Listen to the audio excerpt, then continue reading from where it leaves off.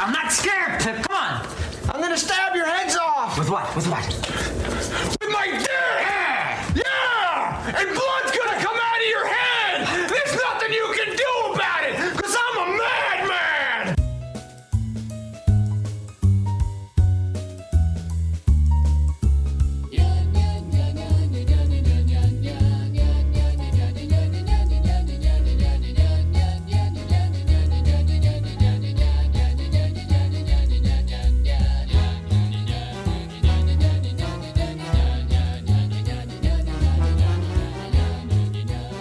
Hey, and welcome back again. This is Patrick Scale, joined as always by Joe Vekeman and Lev Van Rensselaer on the audio boards today. Hey, everybody, well, good to see you. And today we're going to discuss on What the Hell Happened to Them, Adam Sandler saga, his second film, would we call it that? It's tough because he's co-starring in it. He's co-starring in it, a 94 epic known as Airheads. Joe, could you describe what Airheads is about? It's about this band, the Lone Rangers. They take this record studio hostage after they didn't get their demo played by this radio station guy. Yep, Joe is very well summarized. The first 20 minutes of the movie. There's a glorious 70 minutes that happens afterwards. Oh, yeah. Minutes afterwards. It's a long movie. It's only 90 minutes, though. It feels like it is forever. That's very true, Joe. Editing could be done. You could get a little rapid pacing. I don't know how much the directing left for him to do, though. Yeah, well, he made Heathers. Yeah, well, you kept talking about that. What is Heathers? Heathers is a great Winona Ryder vehicle, opposite of Christian Slater doing his best Jack Nicholson. Well, what's the movie about? Oh, a bunch of girls named Heather are in this the upper echelon. Echelon is the word. Yeah, they're high up at their school, and it's good. I don't remember, man. It's been a couple of weeks since I saw it. You kept talking about this guy did Heathers. He did Heathers. Did you know he did Heathers? I enjoyed it. You made it seem like Heathers was this big cultural shockwave that went through Hollywood. It wasn't, actually. I thought it was a big hit, but it didn't even make half of its budget back, which was only $2 million. I enjoyed it, though. So it does Heathers, and they're like, all right, what are you going to do now? He's like, well, I'm going to do a movie about metal guys. Okay, you're going to do a movie about maybe grunge rock and roll because it's the early 90s, and that's what's in right now? No, I want to be as 80s as possible with this movie. What do you mean? Maybe hair metal or something? Yeah, hair metal. Okay, so these rocker guys are hair metal. Yeah, and everybody else also looks like they're from the 80s. Oh, does this movie take place in the 80s? Nope, takes place in modern day times. Why is everyone just like the 80s? I don't know, I'm nostalgic. Hey, do you think maybe it's been only 4 years since then and it's too soon to be nostalgic? Well, I directed Heathers, so I think I can do what I would like, please. Do you think that's how it went? Yeah, man, this director, he's not very good. What's he done? What's the director's name? Michael Lemon? Mike Lemon. Not Mike Lemon. Mike Lemon? Michael Stephen Lemon. It's Lehmann. No, like Lehman? Yeah, okay, I'm sorry. I would think. Yeah, he's the Lehman Brothers? It's the Lehman Brothers. Lehman Brothers. I really liked Heathers, man, but this movie...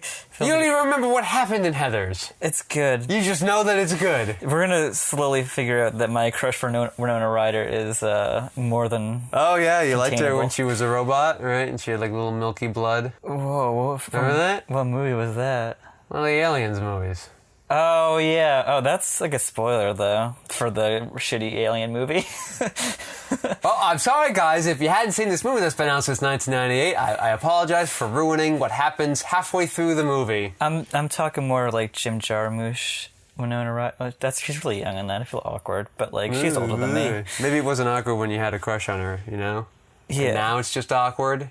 Well, because she's 16 in that movie. Yeah, but you were 16, so it was okay. Yeah. It was okay to have your late-night fantasies about her. No, easy, alone man. in the screen on your face. Easy. A soft glow warming you on a cold, cold night. Oh, brother. What? Producer's telling us that I need to censor myself, so I guess you win this round, Joe. We don't need a censor. Well, no. Don't listen to him. No, he's definitely... No, that's an angry note he has written me. And here's the coffee. The reviews of Patrick McGoohan do not reflect the views of this podcast or any of the entities done thereunder. So He's worked a lot. there you go. This director. Oh, he's a working director right now. Really? Oh, okay. So constantly? It wasn't. So okay, I misspoke. UK. So after Heathers, he did the Bruce Willis classic Hudson Hawk. What the hell is that movie? Oh man, Hudson Hawk. There's some rich history there.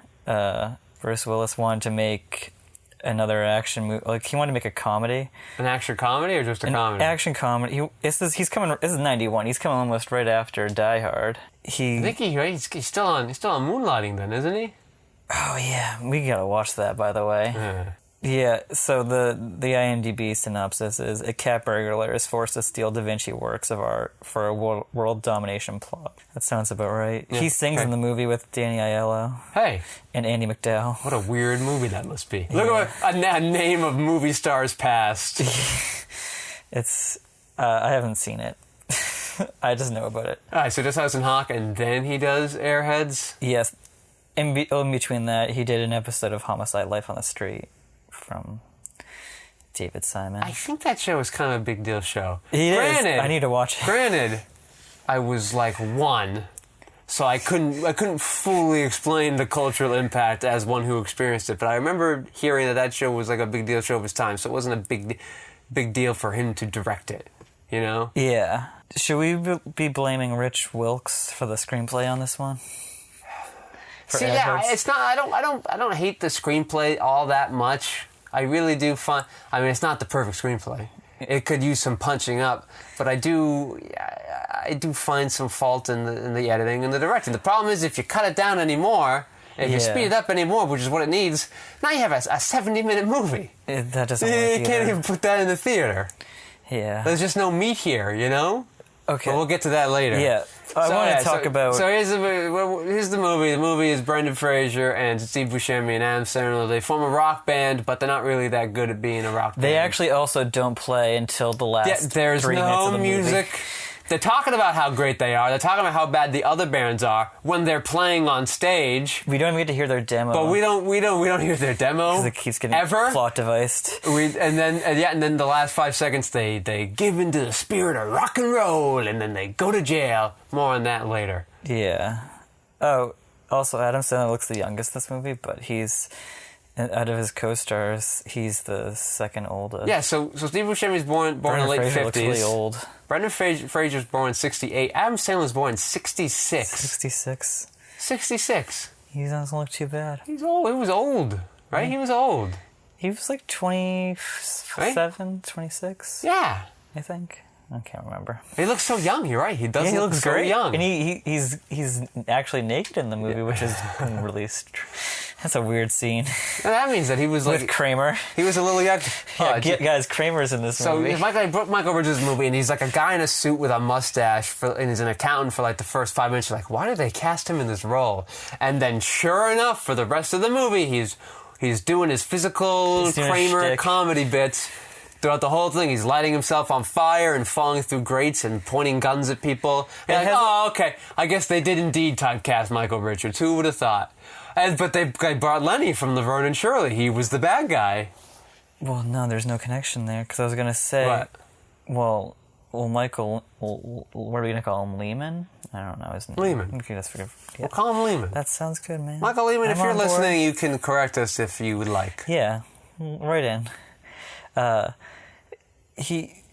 weird connections to Kramer's doing his Die Hard shtick. Yeah. Climbing through vents and talking to the cops over a walkie-talkie. It's got some weird... I'm not saying it's directly... Yeah, what a weird plot like that was. So essentially, folks who haven't seen the movie, Brendan Fraser and his rock band... They hold everybody hostage, but they don't know Michael Richards is there, so Michael Richards hides out in the air vents for a little bit until he gets in touch with the SWAT captain outside, and then the SWAT captain talks an oddly long time about how much he hates his wife. And then I guess there was like a thought that maybe Brendan Fraser had sex with his wife, or Adam Sandler had sex with his wife, and then he got really mad. Oh no, Adam Sandler did. Adam Sandler said his wife. Pip the pool boy. Yeah, and then he got mad, and then he was trying to ruin Brendan Fraser by telling his girlfriend that he was like a geek in high school, like he thought that would mean anything at all since they've been out of high school for like a decade. But apparently it does, because then the whole crowd's like, yeah, we're proud of you for admitting you were a geek. And then they all admit that they were geeks. Yeah, they all have this weird... mob that is formed outside of the radio station that's being held hostage so they can listen to rock and roll. The one guy at the end, he's like, I used to masturbate constantly. Yeah, he did say that. The pause constantly, it made me laugh. I remember that. You did laugh, yeah. Yeah. Oh yeah, we watched this one together. We did watch this one together, which I don't think works. We don't think we should do that. Oh. We talk too much. Yeah. Right? Right. There's a little too much talk. I mean, we missed a lot of jokes. That's a weird Rodney King joke. We gotta... Like a Rodney King joke. Like 2 years after it happens. Which means that joke was written when it happened. Well, we were talking about the script. Yeah, it Adam feels Sandler like makes a lot of references to like race in that movie. Not just Adam's. Well, yeah, Adam's. Right? Like he gets in a fight with the African American guy, and then he makes Reggie Cathy. Yeah, he makes like a stereotype comment to the girl. Oh, where right? was that? Yeah, talking about how bad he felt that they got stereotyped. She's like, that's never happened to me. Yeah, Reggie Cathy, who plays the black gentleman in the movie. Yeah, he didn't know who Rodney King was, so he had to ask Adam Sandler. Yeah, that guy doesn't know who Rodney King is. I mean, he doesn't know who Rodney King is when he's living in the area where it happened. I feel like that was part of the joke, but it was just like... That's not a joke. That him not knowing is not a joke. It's almost insensitive. Yeah. Like, I don't like to be one of those guys that nitpicks every little thing, but that one seems a little obvious, right?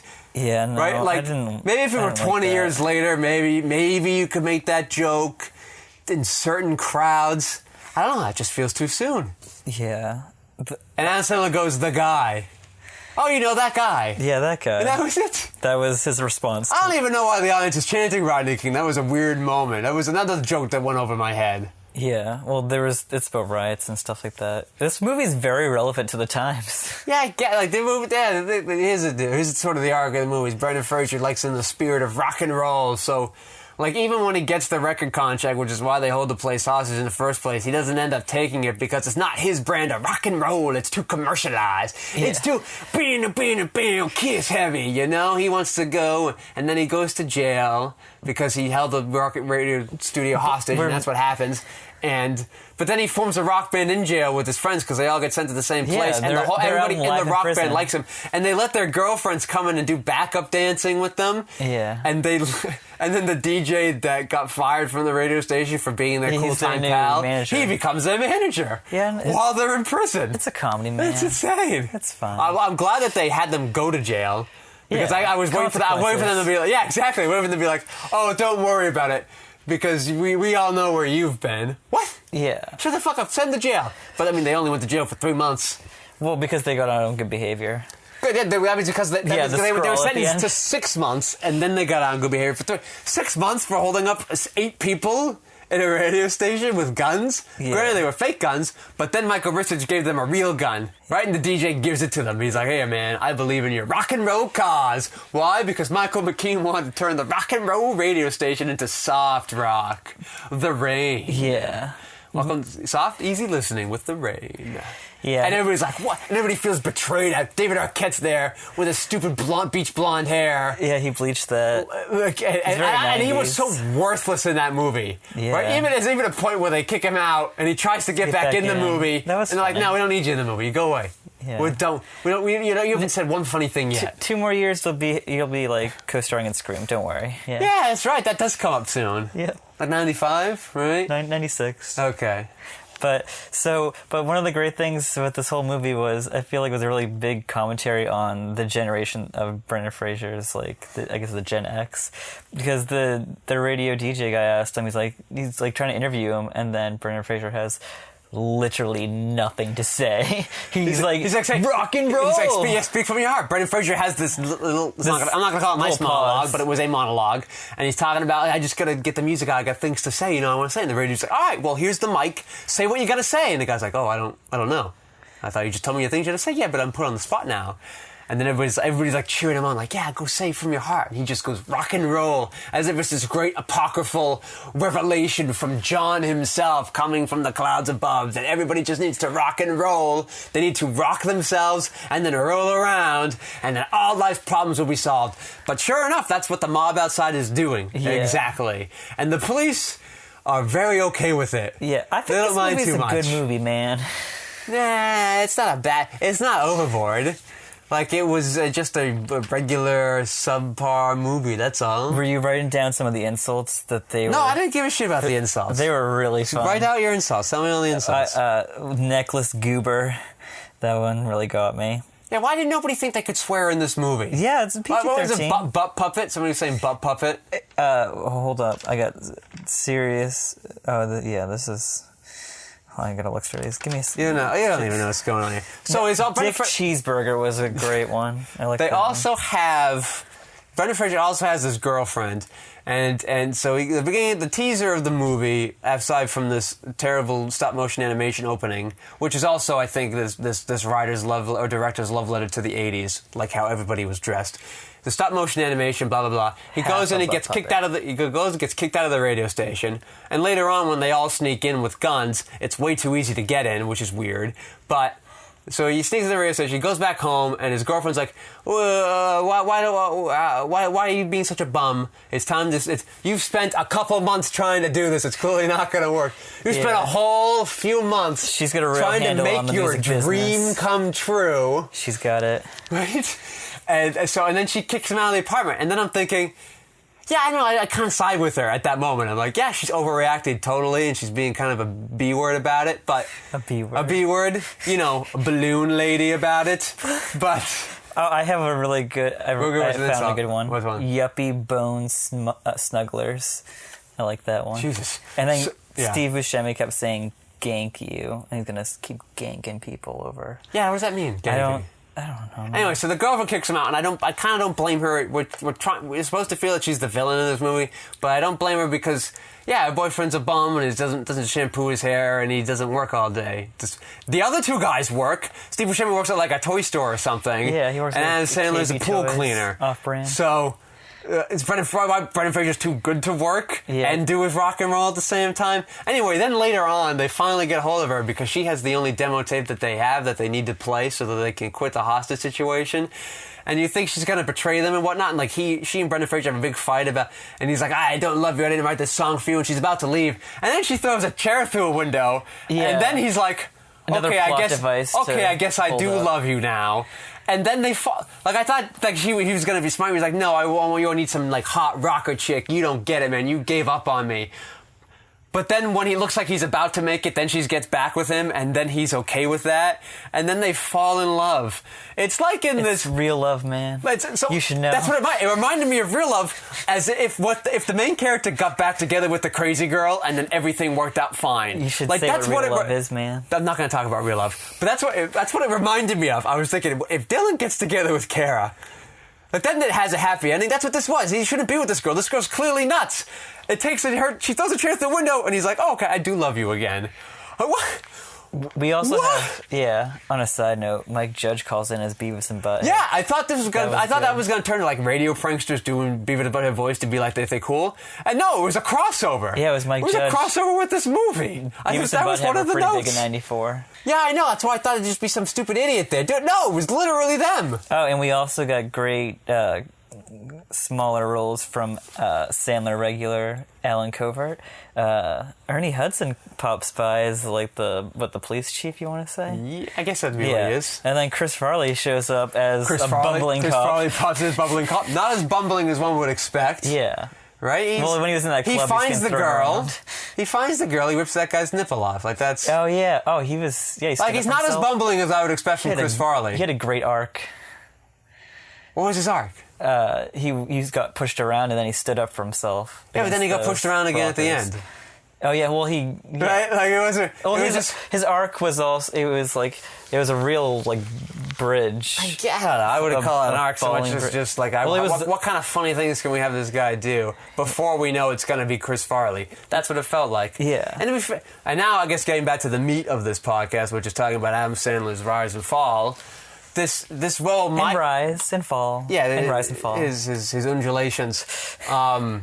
This I don't know if this role was written for Adam Sandler, But he really made good use of But him. unlike Overboard, they definitely let him play a little bit more, and you could start to see some of the physical comedy coming through. He gets a few of those Sandler yells that he gets famous for. Yeah. When Steve Buschemi's trying to he's trying to psych him amp up. him up. Yeah, but then he's still sticking fake with guns. his dumb guy shtick that I didn't see much of his stand-up, but I remember that being a lot of his early stand-up years. Yeah. Like he had a joke where he's like, I just finished reading like a 400-page book.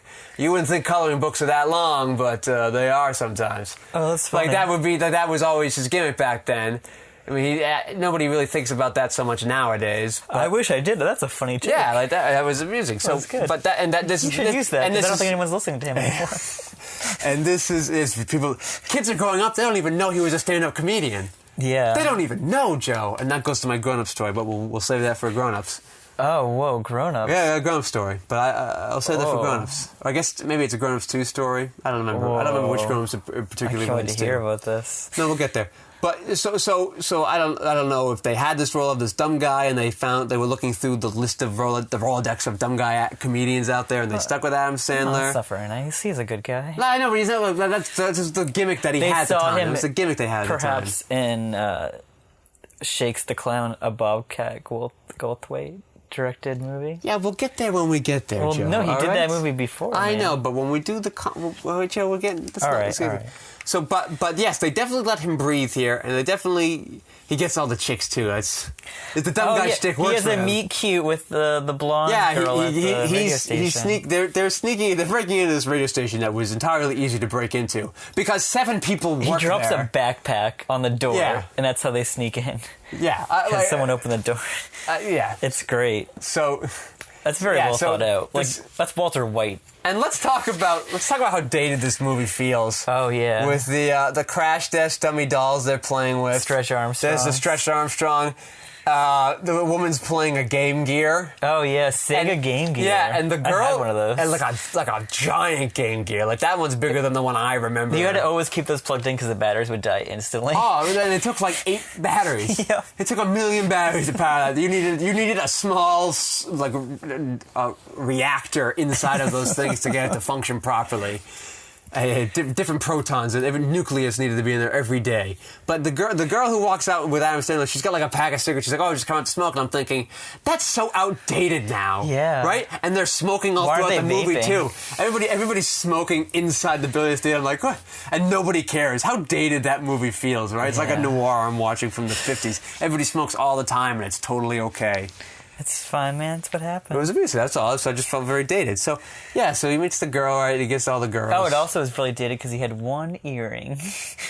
Did you notice that? No, It was I'm not great. paying attention to his ears. He had one earring. It's like a Bart Simpson thing, but no one was going to use that to plug up a ship that was sinking. Yeah, I don't know. I don't know Obscure what type of Simpsons what rock band they were supposed to be because they were like Steve Buschemi was like a Van Halen-y type rocker, and Brendan Fraser was like a hair metal rocker, and Adam Sandler was like grunge. So I don't know what sound they were going They were the for. Lone Rangers. Yes, we know. But Steve Buscemi, we need to talk about. He was the muscle in the group. Steve Buscemi's the crazy guy that they have, was the muscle. and Adam Sandler's like the most polite hostage When he was man ever. Yeah, it was really funny when he was like using that gun to like.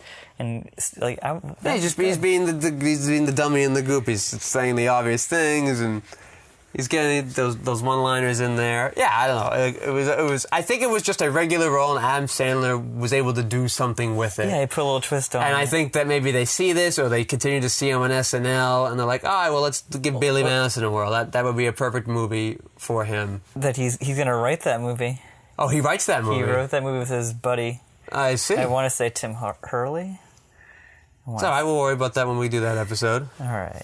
So, but yeah, so it's definitely a good. It's a better showcase for him than Going Overboard that was done 5 years earlier. Oh man. When he was a young guy when he did that movie, right? He's like He's 23. 23. So I mean, I was in the movie. I was in the feature film when I was 23. So he's 28 in this. 28. He doesn't look 28. Does not at all. He He looks good for 28.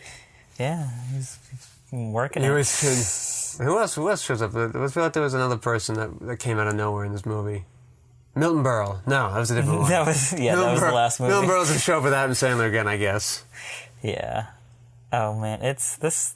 I would say watch this movie though. It was fun. It's a little long. All right. Yeah, for a 90-minute movie, it feels very long. Yeah, but you get to see some of his buddies from SNL. If you're into music, I guess. Oh yeah, Motorhead's a big there's a lot of rock in there. There's a lot of philosophical debates about music. Like I felt like the screenwriter had a lot he wanted to say about music, and then had people just talk about music for a long time. Black culture fitting in L.A. Yeah, that pops up every now and then, and it feels weird and out of place. It feels very still. But there are scenes devoted to everybody talking about what music's better. Whether Van Halen or Eddie Lee Roth was right when they split up. Like, it's weird. Harold Ramis, doesn't he show up? Oh, yeah. He comes up for 5 seconds. He's like a cop they try to hide as a radio executive. Yeah. Maybe he was I thought he was just a studio. I didn't know he was a cop. I think, they thought he was an undercover cop, and they were trying to get him to come outside. Oh, the rockers, the hostage takers, they go outside a lot holding guns, and nobody ever tries to arrest them. Yeah, no one tries to get them to put down the guns. Nobody threatens them in any way. They just kind of do whatever they want whenever they want. They get on the cases of the groupies, the mob that shows up beside them. They take those people down real quick. But nobody's messing with the Brendan Fraser crew. There's some dangerous folk in there. They need to get their plot still. That's definitely plot devices galore in this movie. Yeah, that's fine, man. It's just a silly comedy. So you going back and forth. You brought this movie and you were like, yeah, this movie's really funny. It was just definitely a lot better than Overboard. And then we're watching it and I'm talking about how kind of slow, how kind of boring I found. You're like, oh yeah, that movie is kind of boring. It is. And now boring. You're back on being like, no, watch this movie. This movie's pretty good. Well, check it out. I mean, it's very good. It has its moments, is what I should say. The wigs galore. I also want it. Everybody's got a wig. And everyone is wearing a necklace. A weird necklace. I noticed a lot of stuff. Necklaces were big in the 80s. Not in 1994, but they were big in the 80s. Everyone is wearing maybe a character-specific necklace. Who is that girl in this movie? Who is Brendan Fraser's girlfriend in this movie? Oh, I don't know. Because she looked like she was from something. Oh, I'm looking it up, man. Right? She was that Kayla? No. It was Kayla. Maybe, yeah. He's yelling at her, right? Kayla! I think it was Kayla. Kayla! Yeah, she was in... Hold up. She hasn't worked that much, I don't think. Yeah, she's kind of stopped working. Last thing she did was in 2009. She kept going for a while, though. Yeah. Airheads was her real big thing. That was it? That was all she had? She did Crybaby with Johnny Depp. That was a movie. I don't even know what that is. Yeah, that's a movie he did. I don't know. I've never seen it. I'm not going to comment on it. I've heard of it. She did a movie called Bong Water. That's interesting. Oh, jeez. Okay. So she didn't get very far after this movie. Maybe she was typecast. That's not what happened. She was just like a girl movie? Or we need a blonde chick. Let's get her in there. The loud girlfriend. Like a crazy girlfriend. Yeah. And we kept going back to that tape. Remember the tape? Yeah. And I thought maybe it was going to be a thing where we would see this tape's journey. And it would travel throughout the city. Like maybe a homeless man would pick it up and put it in his Walkman for a little bit. Yeah, just a bunch of cars. And then the dog would the car was moving up and down near it, and I thought it was gonna vibrate it and move it across the road. The dog would pick it up and then run around with it for a little bit, and then somebody else would find it. Chris Farley would just happen to stumble upon it and be like, oh. And no, it ends up pretty much in the same place the whole movie. The girl ends up going back to pick it up and then bring it to him, and then throws a chair through the window and they fall back in love again. Yeah. After having the quickest fight I've ever seen a couple have, of going to extreme opposites of total hate, and then immediately back to affection and love. Yeah, man. Right? Doesn't that feel weird? Like, I thought that movie was gonna go, he was gonna find a rocket chick, and he just sticks with this girl that got back now that he was big again. Do you think Adam Sandler could play the Brendan Fraser role? No. What about the Steve Buschemi one? Maybe. I think Steve Buschemi works well in that role, though. Do you think he could have played the radio DJ guy? So the radio DJ was weird. That felt. I thought you could have. That felt like a Kevin Pollak or maybe like a. Oh wow, he would have nailed that. Yeah, or like role. a Dennis Miller type thing. You know. No, I want Kevin Pollak now. I want to remake this movie. You keep pitching that the whole movie. I don't want to redo that movie, Joe. I want Kevin Pollak in every role of that movie. He would nail it. I love Kevin Pollak. So, but remember he's interviewing them when they break in with the gun, or they don't pull out the gun yet. Yeah. They break it in. And they're telling him the story, and he puts them on the radio, and they don't know it. it sounds like he hates them. It sounds like he thinks that they're dickheads. Yeah, he goes back and forth with It sounds like he thinks that they're dickheads with his tone and his sarcasm. But everything he's saying is like, no, I want you guys to succeed. Yeah. What a weird scene that was. Ultimately, he ends up siding with them because he's going to get fired because Lenny from Laverne and Shirley wants to change it over from... He's not even Laverne. I was so excited. I was hoping Squiggy would show up at some point. Squiggy! We go, hello. Hello, girls. How you doing? I love that show. I love Laverne and Shirley. I love it. Yeah, well... Great show. In a comedy that wasn't with a lot of comedy, I feel like this is Sandler's big break. I don't think this is a big break. I think this is just a movie that he happened to do. I don't know if this influenced anyone in letting him do Billy Madison. I think SNL was a bigger influence on his career. Yeah, well, now definitely. Adam Sandler, if you're listening, and I'm told he is probably not. Yes, thank you, Lev. Okay. If he is listening, if he's listening, I mean, he could inform us. We were young children who barely had a sense of consciousness when Billy Madison came out, so we don't know. Yeah, we were only 5. We don't particularly know. But yeah, so a year later, so that means both of those movies were in the production cycle at the same time, so it couldn't have been. Most likely. It takes about 2 years to make a movie, probably for Billy Madison, maybe a little more because he wrote it himself. So, well, you don't know. So essentially, 92 to 94 would be Airheads, and then 92 to 93 to 95 is Billy Madison. So those movies are happening concurrently. It can't be. It's got to be SNL. Yeah. It's got to be, right? Who are his big characters on SNL? Opera Man. Yeah, that's right. Cajun Man. Cajun Man? Yeah. I don't remember Cajun Man. Oh, Cajun Man's funny. Canteen Boy. I remember that's not really a character, that's just a skit that he had. That's a good one. I remember Canteen Boy. I'm really trying to remember him on there. I don't remember him doing anything. Oh, should we watch the best of Adam Sandler? Maybe that'll be a podcast too. That'd be fun. I don't remember Right before much of Billy Adam Madison. Sandler in there. I do remember Opera Man. Yeah. And that's kind of right. He does that commercial with Chris Farley, right? That beer commercial. Bud Gay. Switch Gay. yeah, something like that. That's good. That's it. Yeah, I don't remember. I watched a lot of that early SNL too. Those are some prime years. Dana Carvey, Mike Myers, Phil Hartman. Yeah. Norm Macdonald. Norm Macdonald. I love Norm Macdonald. He comes in for a couple of Sandler movies. Yeah? Yeah. I love Norm Macdonald. I wish he was in more things. Oh, me too. That'd be great. He's fat now, though. But he's not like really fat. His face is just fat now. Well, that's so not like that's okay, man. Not like, like Get on his case. no, just like it looks like he's now he's got squirrel cheeks now, like they inflated it with inflatable balloons. Are you sure you just didn't see him eating something in that picture? Not in the picture, just in things I've seen him in recently. Oh, okay. That's what he is. You know, he's in that Mike Tyson's Mystery Show. Have you seen that? No. No, it's like a Cartoon Network, an Adult Swim show. Yeah. And Mike Tyson plays himself. He's like in a Scooby-Doo mystery gang, and Jim Rash. I think I remember you telling me. Jim Rash is like this ghost that's his guardian spirit. This sounds amazing. And Norm Macdonald's like this guy that was turned into a pigeon, so he's like he's his pet pigeon. Oh. Because I guess in real life, Mike Tyson has just a coop full of pigeons. He likes collecting pigeons, and this pigeon happens to just talk and be his friend, and they go solve mysteries. Yeah, I feel like after he got that hangover money, he can pretty much probably do whatever he wants now. So go watch Mike Tyson's Mysteries. The point of this podcast, everyone. Definitely. Even though I haven't seen it, I'll go check. Don't listen to Joe. Go see it. I was good. recommending it. First season's finished. Go check it out. You can go watch it on the Adult Swim website. It's pretty good. Go watch Rick and Morty. All right, we're getting distracted though. All right, any final thoughts? On Airheads? Adam Sandler's Airheads movie. Adam Sandler's Airheads contribution, because it's Adam Sandler's podcast. This is a weird movie. We probably should have done this. We should have done this movie with the other short films, because it's not really an Adam Sandler movie. He was in a good part. I know, but it's a movie. It's not Adam.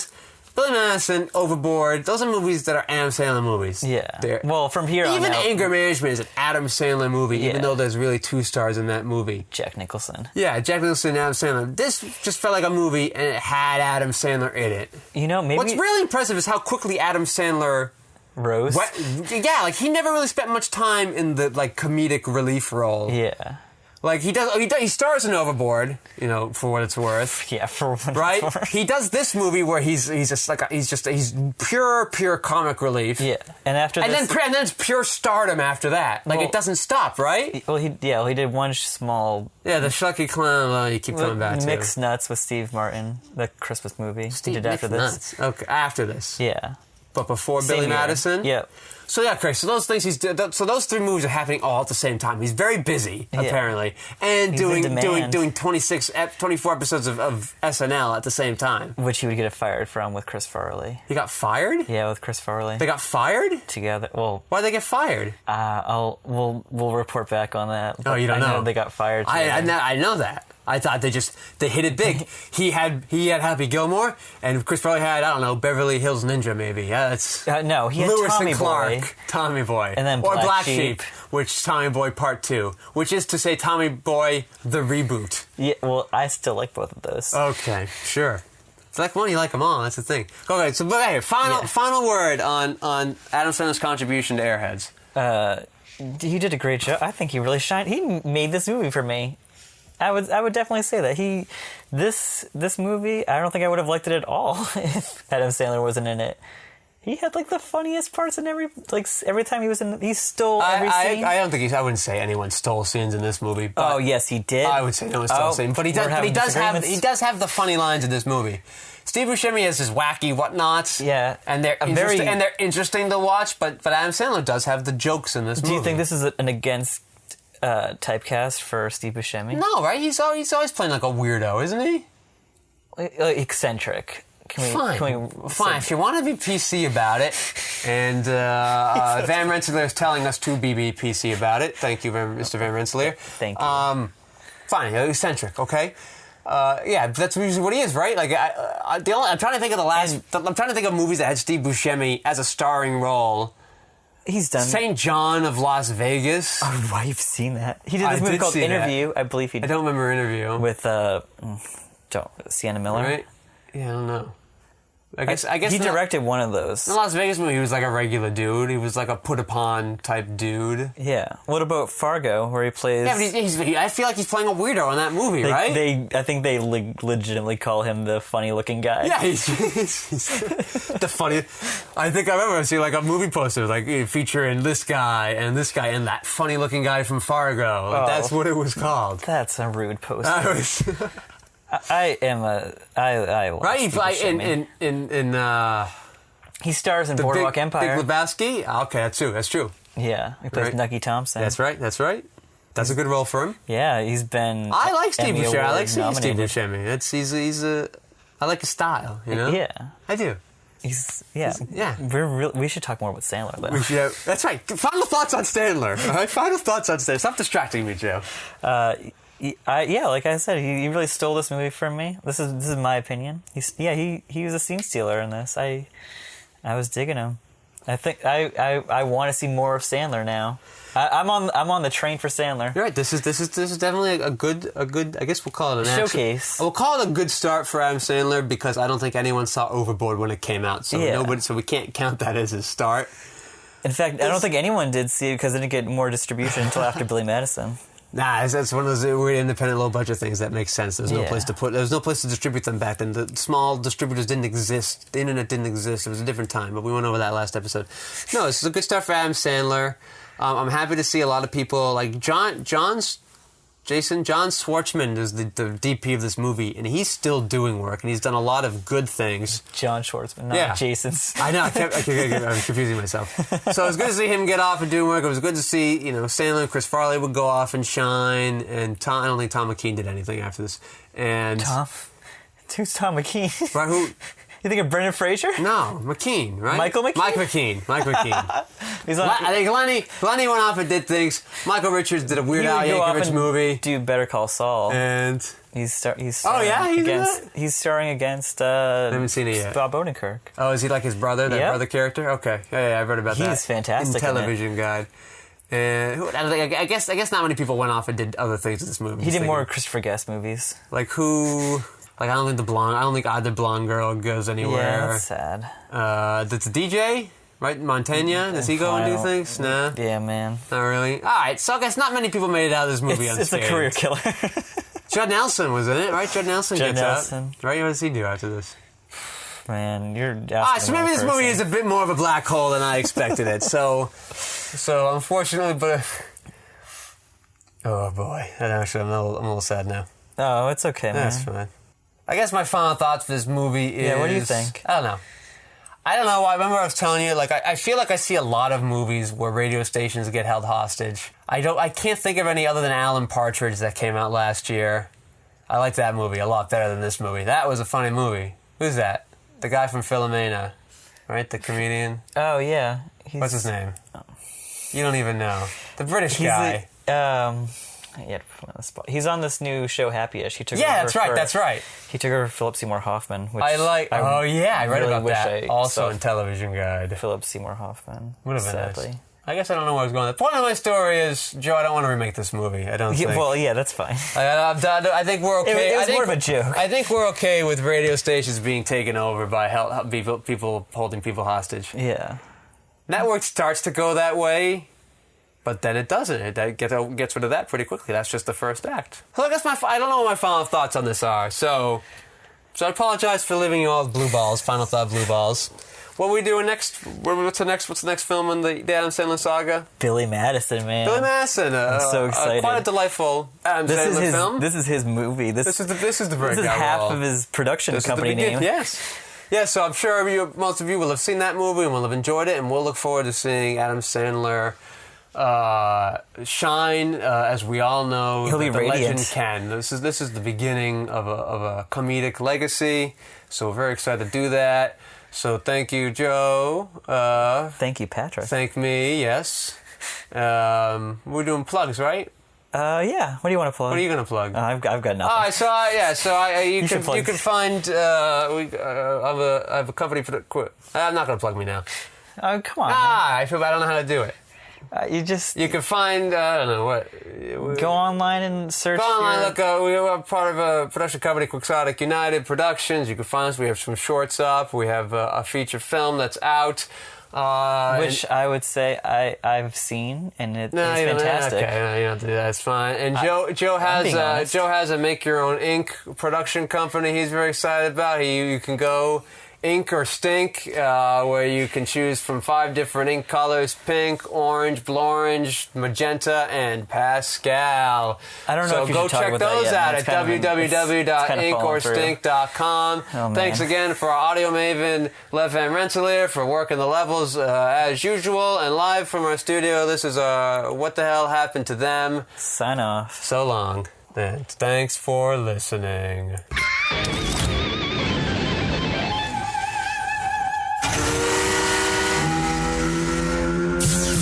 Airheads Extremes, amp it up. Now in new bluest raspberry and lemonade rush flavors. Oh, what happened here? And Yeah. That's. What do you got? Where's she in? You got nothing. Well, I got some scrolling, man. You don't even know. Ease up.